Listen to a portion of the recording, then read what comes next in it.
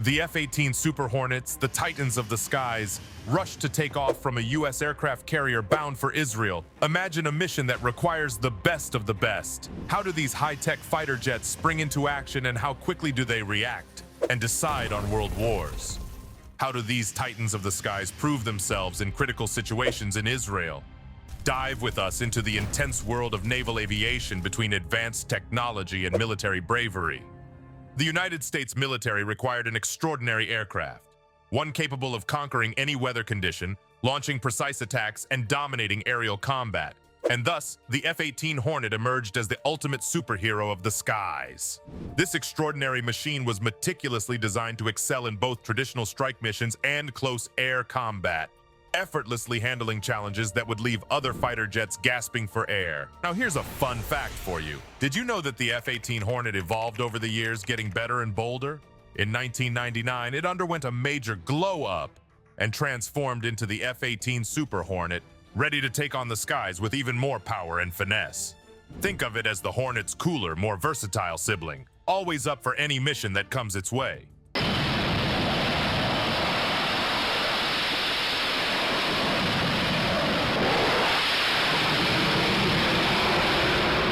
The F-14 Tomcat was the Hornet's predecessor. This bad boy was a double-engined, two-seat wonder that ruled the Navy's skies for decades. Picture Maverick and Goose from Top Gun, and you're on the right track. The F-14 Tomcat was all about air superiority and defending the fleet, making sure the skies were clear and safe. The F-18 Super Hornet didn't just replace the F-14 Tomcat, it took things to a whole new level. This upgraded marvel could do it all: air superiority, fighter escort, reconnaissance, refueling, air defense suppression, and even day-night precision strikes. Fast forward to today, and the Super Hornet is still rocking the skies. Manufactured by Boeing, this powerhouse comes in two versions, both capable of generating a mind-blowing 44,000 pounds of thrust. To make sure it goes faster than a speeding bullet, the engineers enlarged the air inlets, allowing for maximum airflow. When the afterburner kicks in, this baby can hit speeds faster than Mach 1.8. That's like breaking the sound barrier with style. The F-18 made its debut with the Strike Fighter Squadron 115, known as the Eagles, operating from the USS Abraham Lincoln. Picture the excitement on that day, the anticipation as this cutting-edge machine prepared to take flight. And guess what? It didn't take long for this beast to see action.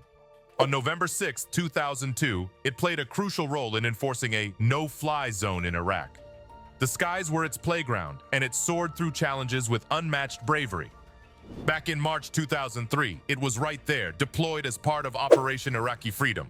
It's been through thick and thin, and its capability and reliability have been well established, like a true legend in the air. What sets the Super Hornet apart is its incredible diversity.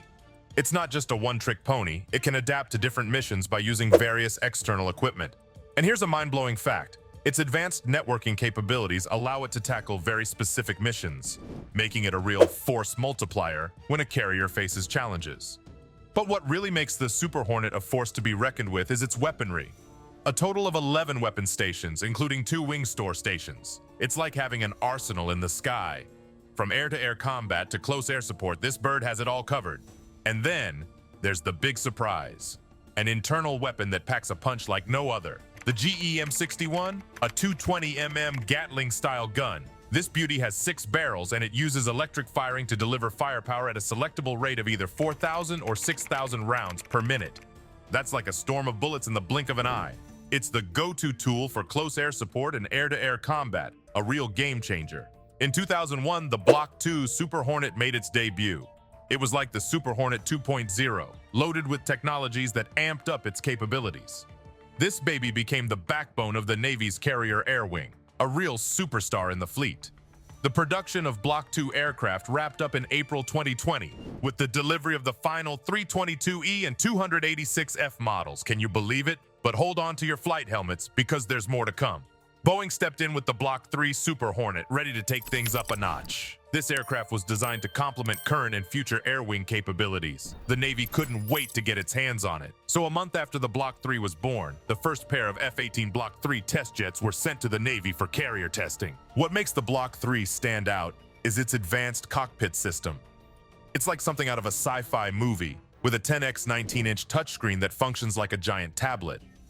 Say goodbye to traditional buttons and knobs because this touchscreen lets pilots track and target multiple long-range objects with pinpoint precision. It's like having the power of a supercomputer at your fingertips. First up, we've got the Distributed Targeting Processor Network, or DTPN, an open architecture wonder that gives the Super Hornet's mission computer some serious brainpower. Think of it as upgrading your computer's processor to the max. More power, more capability.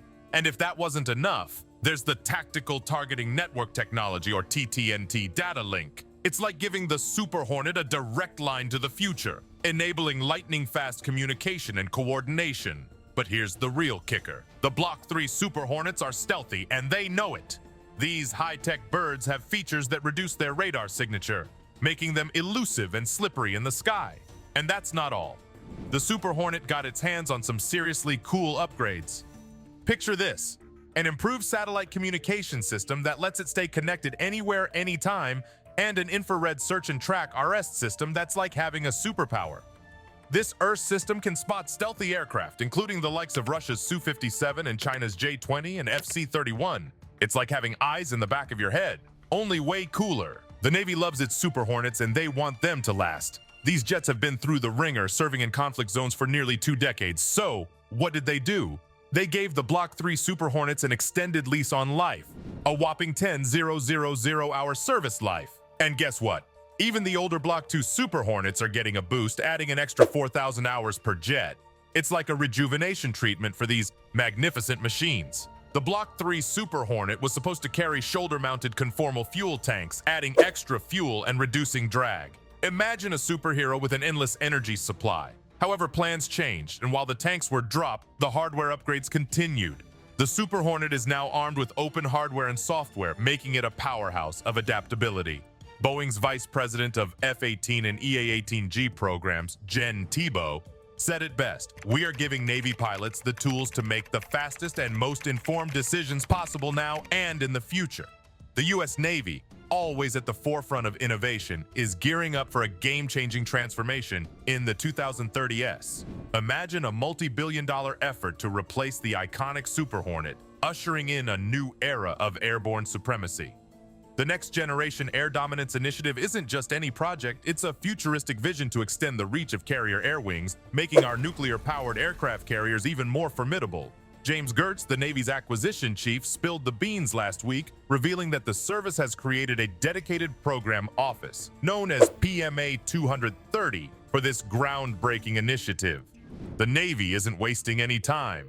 They're working tirelessly, outlining the program and the acquisition approach, setting the stage for the most advanced manned fighter the world has ever seen. Imagine a sleek, cutting-edge aircraft soaring through the skies, equipped to combat the most sophisticated threats from Russia and China in the Indo-Pacific theater. But here's the twist. The iconic Super Hornet, our trusted warrior of the skies, isn't bowing out just yet. In the coming decade, the F-18 Super Hornet will continue to be the Navy's primary strike power on U.S. carriers. Versatile, reliable, and battle-tested, it remains the backbone of our naval aviation, ready to take on a wide range of missions. As Captain John Dougherty takes the helm, succeeding the illustrious Captain Al Musso, the Navy's legacy of excellence is in safe hands. The Super Hornet, with its unmatched capabilities, will hold the fort until its high-tech successor takes flight. What's your favorite aircraft and why? And if you could design your own fighter jet, what features would you include? Leave your thoughts in the comments section below, and don't forget to like this video and subscribe to our channel if you haven't already. Thank you for watching. We'll see you guys soon.